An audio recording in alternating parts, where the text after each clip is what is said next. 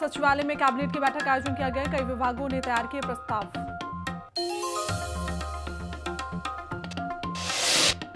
थोड़ी देर में पौड़ी कुमाऊं के दौरे के लिए निकलेंगे सीएम धामी। सहकारिता मेले में शामिल होंगे मुख्यमंत्री पुष्कर सिंह धामी। पौड़ी में आयोजित होगा सहकारिता मेला। अंतर्राष्ट्रीय सहकारिता के उपलक्ष्य में कार्यक्रम आयोजित।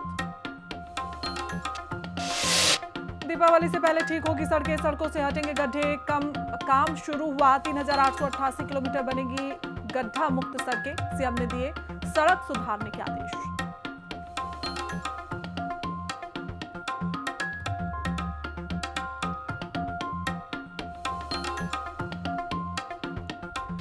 नमस्कार, बहुत स्वागत है आपका। हिंदी खबर देख रहे हैं आप और मैं हूं आपके साथ श्रेया दीक्षित। बुलेटिन की शुरुआत करेंगे बड़ी खबर के साथ, जहां सीएम धामी की कैबिनेट बैठक है। ऐसे में सचिवालय में धामी कैबिनेट की बैठक का आयोजन किया गया। कई विभागों ने यहां पर प्रस्ताव तैयार किए थे जो पेश किए। तो ये बड़ी जानकारी हम आप तक साझा कर रहे हैं, जहां मुख्यमंत्री पुष्कर सिंह की अध्यक्षता में बैठक का आयोजन किया गया।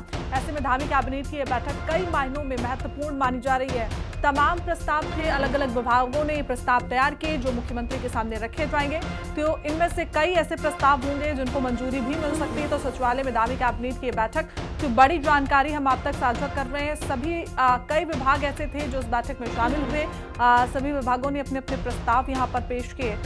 ये बड़ी जानकारी हम आप तक साझा कर रहे हैं। मुख्यमंत्री पुष्कर सिंह धामी की अध्यक्षता में ये बैठक का आयोजन किया गया है।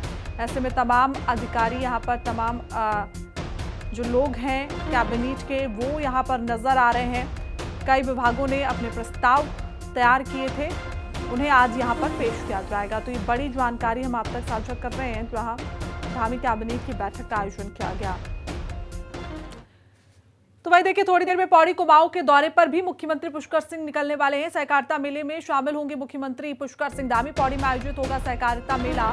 बताते चले कि अंतर्राष्ट्रीय सहकारिता के उपलक्ष्य में ये कार्यक्रम का आयोजन किया गया है, जहां 4 बजे नैनीताल सीएम धामी पहुंच जाएंगे। स्वदेशी संकल्प की थीम पर गोष्ठी में शामिल होने वाले हैं। तो बड़ी जानकारी हम आप तक साझा कर रहे हैं, जहां अंतर्राष्ट्रीय सहकारिता ये कार्यक्रम आयोजन किया गया है। ऐसे में स्वदेशी को बढ़ावा देने के लिए एक बड़ा कार्यक्रम आयोजित किया गया है, जहां मुख्यमंत्री पुष्कर सिंह धामी पहुंच जाने वाले हैं। थोड़ी देर बाद पौड़ी कुमाऊं के लिए वो रवाना होंगे। तो बड़ी जानकारी हम आप तक साझा कर रहे हैं। सहकारिता मेले में मुख्यमंत्री पुष्कर सिंह धामी शामिल होंगे।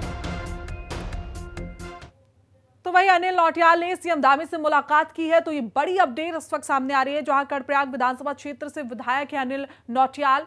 शासकीय आवास में सीएम धामी से मुलाकात तो यहां पर की गई। तो ये बड़ी जानकारी इस वक्त, और तस्वीरें भी कुछ हम आपको दिखा रहे हैं। मुलाकात की ये तस्वीरें, अनिल नौटियाल के साथ मुख्यमंत्री पुष्कर सिंह धामी की मुलाकात की तस्वीरें हम आप तक साझा कर रहे हैं। तो ये बड़ी अपडेट है इस वक्त, जहां देखिए सीएम धामी से अनिल नौटियाल की मुलाकात हुई और ऐसे में ये तस्वीरें अब सामने आ रही हैं, जहां मुख्यमंत्री पुष्कर सिंह धामी अनिल नौटियाल का स्वागत करते हुए नजर आ रहे हैं और भी लोग उनके साथ दिखाई दे रहे हैं। तो ये बड़ी अपडेट इस वक्त।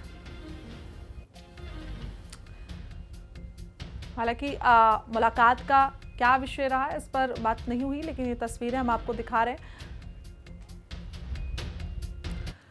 तो वहीं सीएम धामी ने विनोद चमोली से मुलाकात की है। धर्मपुर विधानसभा क्षेत्र से विधायक हैं विनोद चमोली, जिनके साथ मुख्यमंत्री पुष्कर सिंह धामी की मुलाकात हुई। शासकीय आवास में सीएम धामी से उनकी मुलाकात हुई और तस्वीरें भी मुलाकात की हम आप तक साझा कर रहे हैं। तो बताते चले कि शासकीय आवास में सीएम धामी से मुलाकात हुई थी और ऐसे में विनोद चमोली धर्मपुर विधानसभा क्षेत्र से विधायक हैं और तस्वीरें हम दिखा रहे हैं, जहां मुख्यमंत्री पुष्कर सिंह धामी से विधायक मिलने के लिए पहुंचे थे और उसी दौरान की ये तस्वीरें हैं।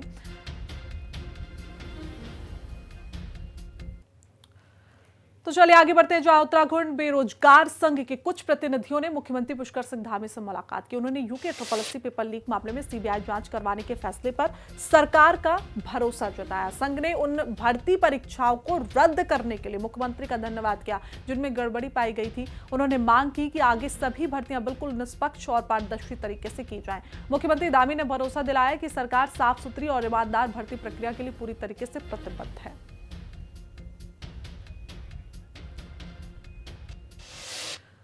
तो वही कोटद्वार के लिए बहुत जरूरी चिल्लर खाल लाल ढांग मोटर मार्ग का काम रुका हुआ है और इस वजह से लोगों को दिक्कतें भी हो रही हैं। पूर्व मंत्री सुरेंद्र सिंह नेगी ने कहा कि 2007 में उस समय की सरकार ने इस रास्ते का काम बंद करवा दिया था। अगर तब काम चलता रहता तो आज ये रास्ता बन चुका होता।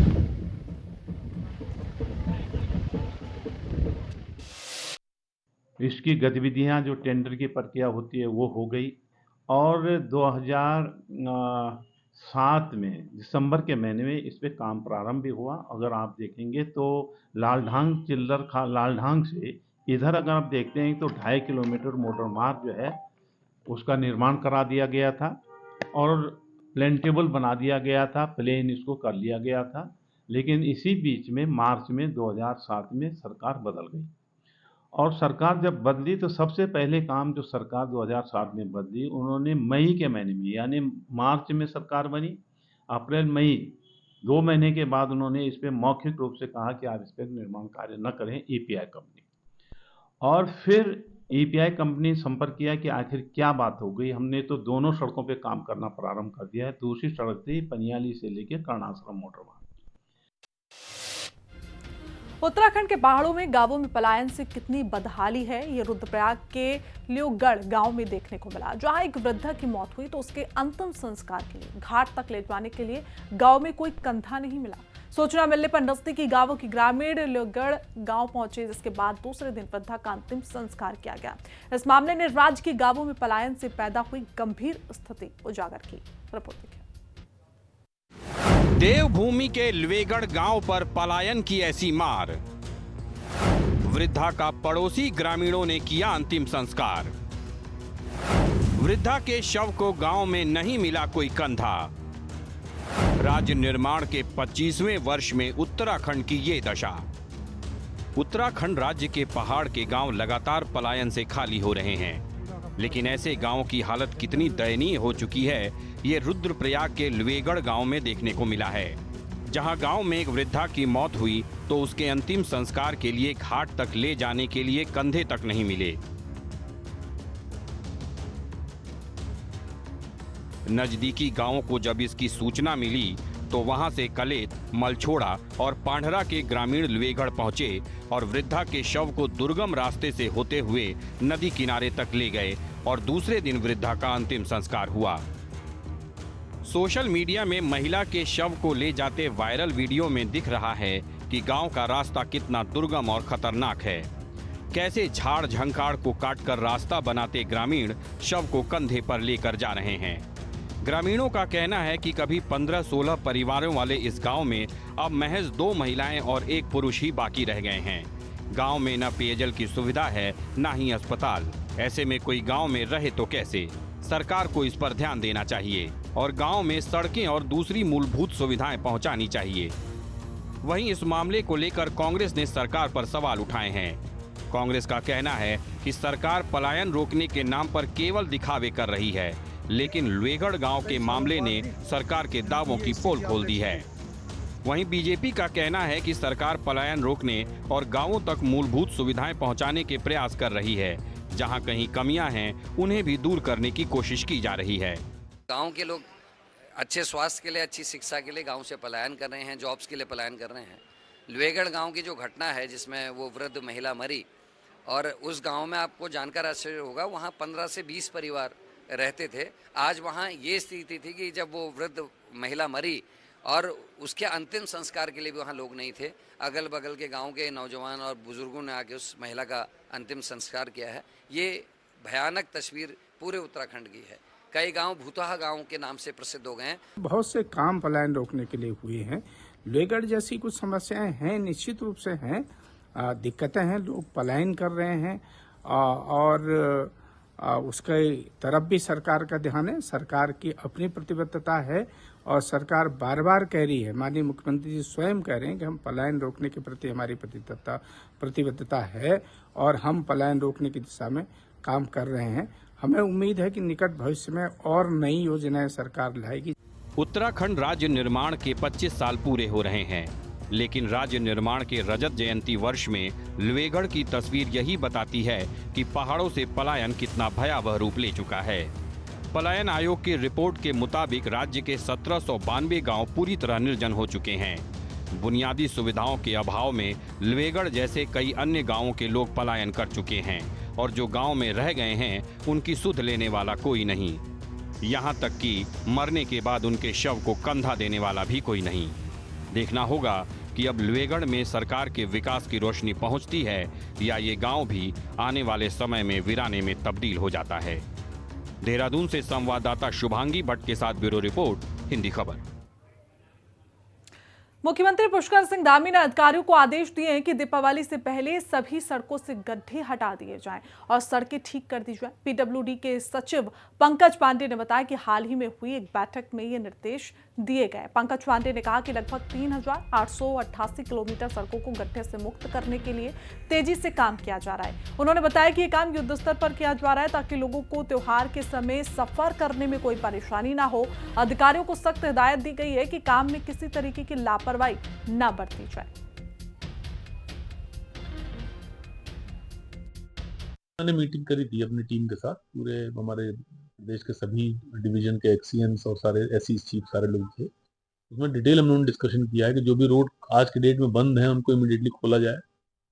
जिन रोड्स पे ट्रैफिक चल गया उसको और इम्प्रूव किया जाए। कहीं मलबा है तो मलबा हटाया जाए, कहीं रिपेयर की जरूरत है, आपदा में कोई अगर काम करना है तो उसका एस्टिमेट बना के जल्दी से सबमिट किए जाए, क्योंकि कुछ पैसा विभाग को भी मिला हुआ है आपदा में काम करने के लिए, कुछ पैसा जिलाधिकारी से मिलता है। तो पैसे हैं हमारे पास, तो जो एस्टिमेट आएंगे जो आपदा से नुकसान हुआ उसको हम लोग रिपेयर और जो भी उसमें काम करना करेंगे। गड्ढा मुक्त करने के लिए माननीय मुख्यमंत्री जी ने ऑलरेडी निर्देश दिया हुआ है, इस पर हम लोग काम कर रहे हैं।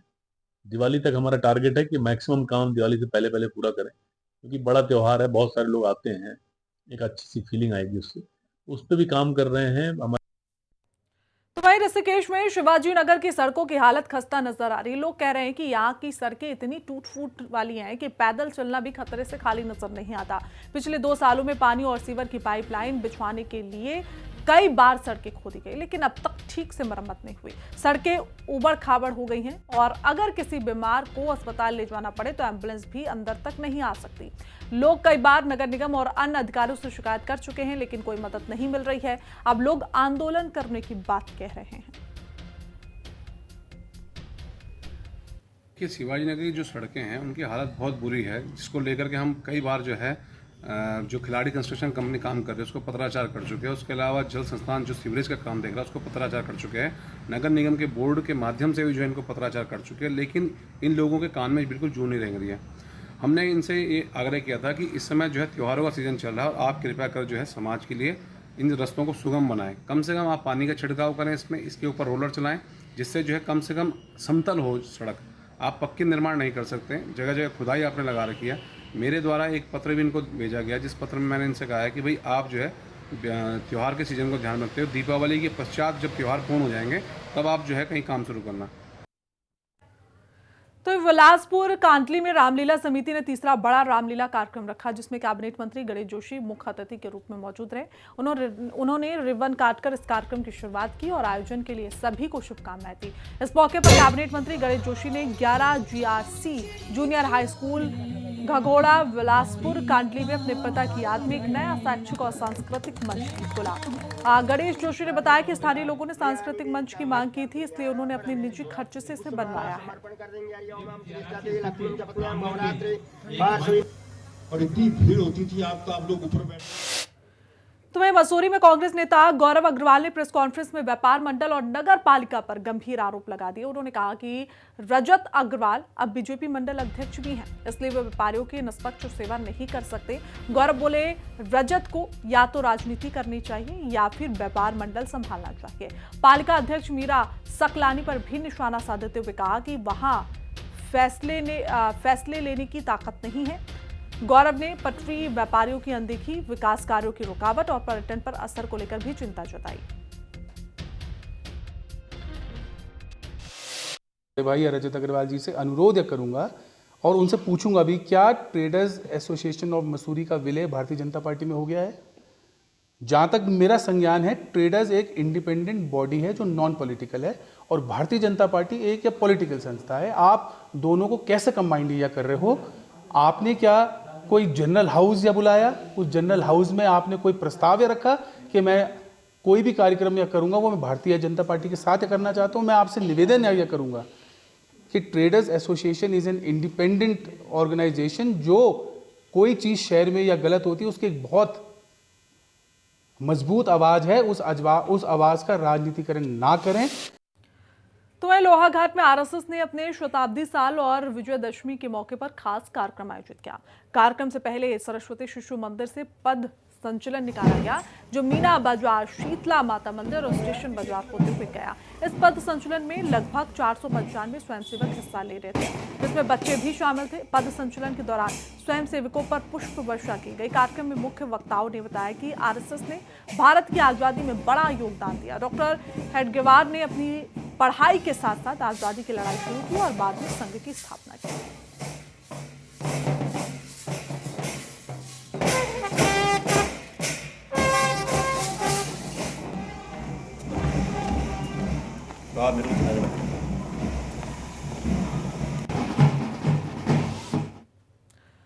तो वहीं आरएसएस के 100 साल पूरे होने पर दिनेशपुर में बड़ा कार्यक्रम आयोजित किया गया, जहां खुदीराम बोस स्टेडियम में बैठक हुई और उसके बाद पूरे शहर में साफ सुथरे और अनुशासित तरीके से रैली निकाली गई। लोगों ने केसरिया रंग से शहर को सजाया और फूल बरसाकर संघ के लोगों का स्वागत भी किया। मुख्य वक्ता चंद्रशेखर ने कहा कि संघ की 100 साल की कहानी सेवा, मेहनत और त्याग की है।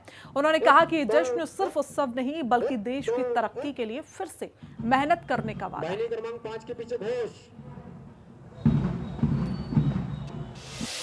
के 100 वर्ष पूरे हो गए हैं। 1925 से ही संघ निरंतर रूप से अपने समाज की सुरक्षा के लिए और अपने समाज को संगठित करने के लिए निरंतर रूप से कार्य कर रहा है।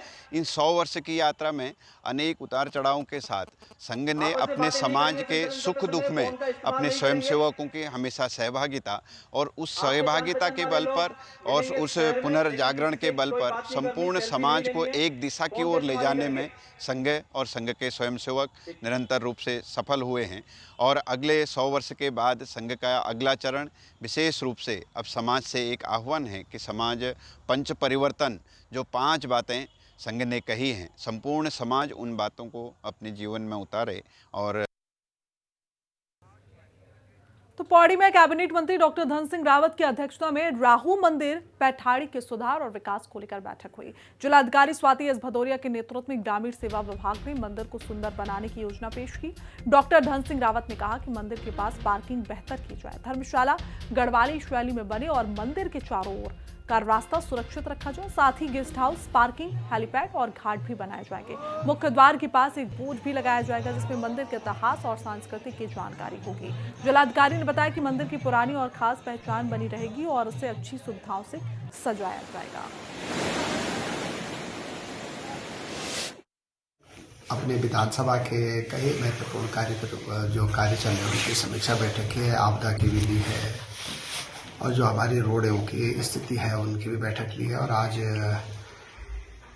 कई चीज़ों में हमारी सहमति भी बन गई है कि क्या क्या काम जो पेंडिंग है उनको पूरा करना है। और विशेषकर आज जो मुख्य बैठक थी वो पूरे देश में एक ही मंदिर है राहू का, वो पैठानी में है।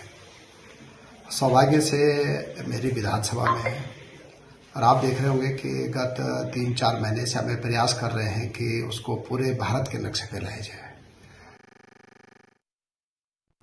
तो वह कैबिनेट मंत्री गणेश जोशी ने देहरादून के हाथी बड़कला में केंद्रीय विद्यालय संगठन के कार्यालय में 36वीं युवा संसद प्रतियोगिता का उद्घाटन किया। उन्होंने दीप जलाकर 3 दिन चलने वाले इस कार्यक्रम की शुरुआत की। गणेश जोशी ने छात्रों को बातचीत करने, नेतृत्व करने और लोकतंत्र को समझने के लिए प्रोत्साहित किया।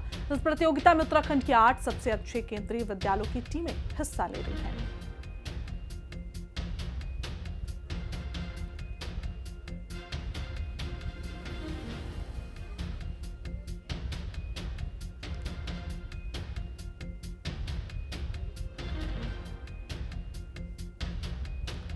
तो युवा संसद से बच्चों को अब अनुभव मिलेगा।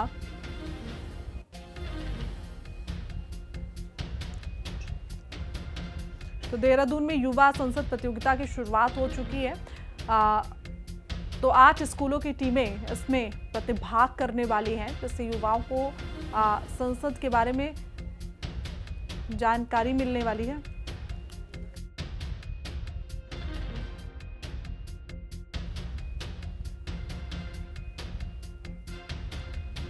तो चलिए आगे बढ़ते हैं। जहां धामी कैबिनेट की बैठक खत्म हो चुकी है, बैठक में 8 प्रस्तावों पर मुहर लगी। रायपुर में मकान, छोटी दुकान बनाने की अनुमति मिली है। तो कुल मिलाकर 8 प्रस्तावों पर मुहर लग चुकी है। चिकित्सा शिक्षा विभाग के तहत स्वास्थ्य कार्यकर्ता, स्वास्थ्य पर्यवेक्षक नियमावली संशोधन, स्वास्थ्य कार्यकर्ता, स्वास्थ्य पर्यवेक्षक नियमावली में एक बार तबादले में मिली छूट में यूसीसी नियमावली में आंशिक संशोधन, नेपाली और भूटानी नागरिक के लिए शादी होने पर यूसीसी पोर्टल पर आधार कार्ड की बजाय विदेशी पंजीकरण के आधार पर भी अब पंजीकरण हो सकेगा। राज्य स्थापना दिवस के अवसर पर होने वाले विधानसभा सत्र की तिथि के लिए मुख्यमंत्री को अधिकृत किया गया है। तो ये बड़ी जानकारी हम आप तक साझा कर रहे हैं। जहां मुख्यमंत्री पुष्कर सिंह धामी की अध्यक्षता में कैबिनेट का ये बैठक कैबिनेट की गई थी और ऐसे में ये बैठक अब खत्म हो गई है।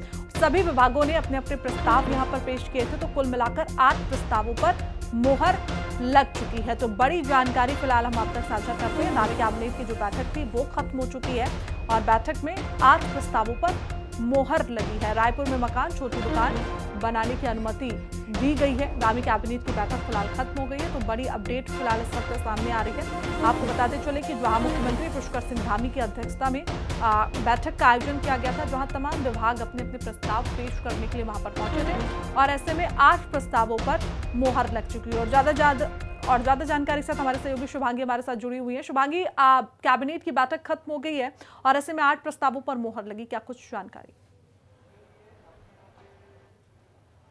बिल्कुल, देखिए आज की कैबिनेट बैठक में 8 महत्वपूर्ण प्रस्तावों पर कैबिनेट ने मुहर लगा दी है। सबसे पहले महिला सशक्तिकरण एवं बाल विकास विभाग की तरफ से एक प्रस्ताव लाया गया था जो कि मंजूर कर लिया गया है और इसके तहत अब जो मिनी आंगनबाड़ी केंद्र है उनको अब पूर्ण तरीके से आंगनबाड़ी केंद्रों में तब्दील किया जाएगा। इसमें जो सुपरवाइजर नियमावली है इसमें संशोधन किया गया और उसमें 50% जो पद हैं वो अब जो आंगनबाड़ी कार्यकर्त्री होंगी उनसे ही ये पद जो है वो भरे जाएंगे। तो एक राहत भरी खबर है उनके लिए। इसके अलावा रायपुर में जो बनने वाला विधानसभा का जो क्षेत्र है उसमें फ्री जोन के तहत अब अनुमति मिल गई है कि वहां पर मकान और छोटी दुकानें जो है वो लाई जा सकेंगी। इससे जनता को राहत मिलने जा रही है। इसके अलावा अगर मैं बात करूं तो यूसीसी के नियमावली में कुछ संशोधन किया गया है, क्योंकि अभी तक हम देखते हैं कि नेपाल और भूटान से के जो नागरिक है उनके साथ कई बार भारतीय लोग शादी करते हुए नजर आते हैं, क्योंकि अब यूसीसी पोर्टल पर रजिस्ट्रेशन करना अनिवार्य है। ऐसे में जो भी अब भूटान से या नेपाल के जो लोग हैं, जो लड़कियों को अगर हम यहाँ लेकर आएंगे, शादी करेंगे, तो उसका रजिस्ट्रेशन जो है अब विदेशी पंजीकरण जो उनके पूरे डॉक्यूमेंट्स होंगे उसके आधार पर भी उनका पंजीकरण जो है वो किया जा सकेगा, जो कि अभी तक नहीं होता था। इसके अलावा अब रजत जयंती वर्ष के मौके पर, क्योंकि इससे पहले भी बातचीत हो रही थी कि एक विशेष सत्र जो है वो बुलाया जाएगा, ऐसे में 2 दिवसीय सत्र बुलाने का प्रस्ताव जो है आज कैबिनेट में लाया गया था, जिसको मंजूरी मिली है और मुख्यमंत्री को अधिकृत किया गया है। वो तारीख जो है वो तय करेंगे कि किस दिन और कब ये जो सत्र है वो विशेष सत्र बुलाया जाएगा। तो ऐसे में ये कुछ प्रस्ताव हैं, महत्वपूर्ण प्रस्ताव हैं जो कि इस कैबिनेट में लाए गए। बिल्कुल शुभांगी, जिस तरीके से यूसीसी के अंतर्गत जो प्रस्ताव था कि नेपाली या भूटान से जो लड़कियां आ रही हैं यहाँ पर शादी कर रही हैं, उनका पंजीकरण होना अनिवार्य है और इससे पहले जो लोग वहां पर आ चुके हैं, जो शादी जिनकी हो चुकी है, तो क्या अब उनका भी पंजीकरण करवाया जाएगा या फिर अब जब से यूसीसी लागू हुई है उसके बाद से जो शादियां होंगी उनका पंजीकरण? बिल्कुल, देखिए जब से क्योंकि एक सीमा तय की गई थी कि इतने वर्ष से पहले जो चीज हो चुकी है वो यथावत रहेगी, लेकिन यूसीसी जब से लागू हुआ है और एक ईयर तय किया गया कि इस ईयर के बाद से जिन लोगों ने शादी की है उनका रजिस्ट्रेशन करना अनिवार्य होगा। ऐसे में जो लड़कियां हम बाहर से लेकर आ रहे हैं, अगर बाहर से किसी लड़की की शादी हो रही है, चाहे वो भूटान हो, नेपाल हो या तिब्बतियन भी अगर कोई है, तो उसके जो बाहर के जो डॉक्यूमेंट्स होंगे उनके आधार पर अब रजिस्ट्रेशन जो है वो कराया जा सकेगा। कहीं ना कहीं इसको लेकर राहत जरूर है, क्योंकि अभी जो लोग बाहर अपने देश से बाहर जो शादी कर रहे थे उनके लिए कहीं ना कहीं थोड़ी सी परेशानी थी कि कैसे आप इसमें डॉक्यूमेंट्स लगाएंगे, क्योंकि इस तरीके की कोई व्यवस्था उस वक्त नहीं थी। लेकिन इसमें जो संशोधन हुआ है इससे अब रजिस्ट्रेशन करने में आसानी होगी लोगों के लिए और ये कहीं ना कहीं राहत देने वाली खबर। बिल्कुल शुभांगी, 8 प्रस्तावों पर मोहर लग चुकी है। ऐसे में ये जरा समझाइए कि लगभग कितने प्रस्ताव वहां पर जो विभाग थे उन्होंने पेश किए और 8 प्रस्तावों में जिनमें मोहर लगी है?